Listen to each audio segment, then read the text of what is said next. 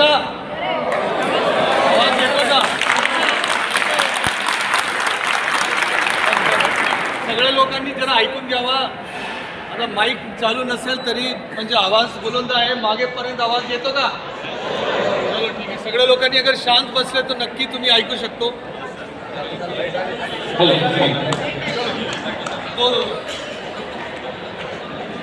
मी स्वतः शिकण्याशिवाय काही केलेलं नाही. मला काही येत नाही कसं शिकवायचं आहे.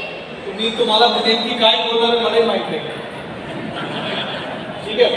बट दोन लोक यहाँ पर आहे, 2-3 जण आहे. आपण जो लोक स्वतः खूप शिकलेले आहे आणि इतर लोकांना पण खूप चांगलं शिकवतो. त्याच्यामध्ये सर्वप्रथम आहे आपले सीओ साहेब.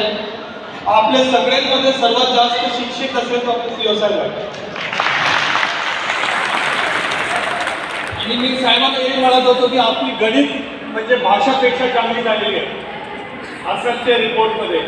त्याचा अर्थ आहे की जसं सीओ वैसा म्हणजे सगळे जिल्ह्याची शैक्षणिक परिस्थिती बरोबर आहे की. तो आपण नेमकी काय करू. मी आदरणीय प्राचार्य महोदयाला सांगतो की जरासा प्रास्ताविक करून घ्यावा.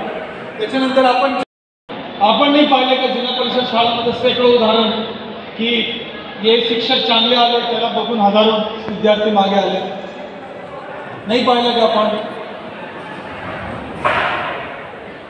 आणि मला एक और गोष्टी सांगा. पहिली, दुसरी, तिसरी, चौथी, पाचवी याच्यामध्ये असा कुठल्या रॉकेट सायन्स आहे की आपल्या विद्यार्थीला आपण बिलकुल 1 नंबर करू शकतो?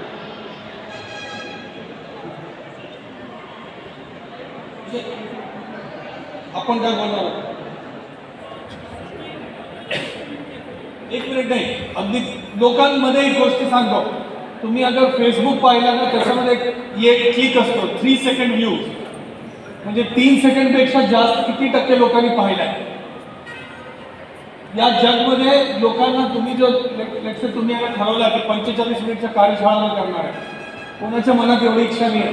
अगदी 10 सेकंडात मेन पॉईंट सांगेल.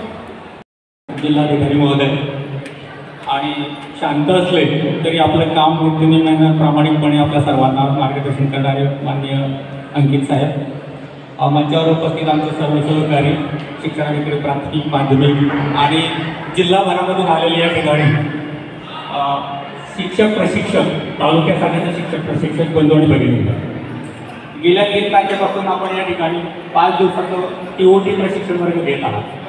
तुम्ही आमचे तालुक्यातील 100% शिक्षकांपर्यंत शिक्षणाचा आशय पोहोचवणारे घटक आहात. त्यामुळे तुमची भूमिका आमच्यासाठी खूप महत्त्वाची आहे.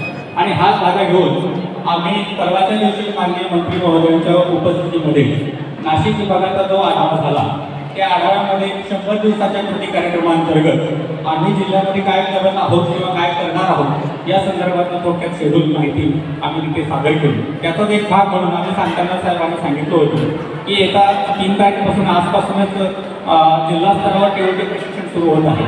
आणि TOT प्रशिक्षणाच्या प्रशिक्षकांच्या माध्यमातून आम्ही जिल्ह्यातील 100% शिक्षकांपर्यंत गुणवत्तेच्या संदर्भात आमचा मेसेज पोहोचवू. या ठिकाणी अपेक्षा अशी आहे की शिक्षक क्षमता वृद्धी प्रशिक्षणाच्या माध्यमातून आपण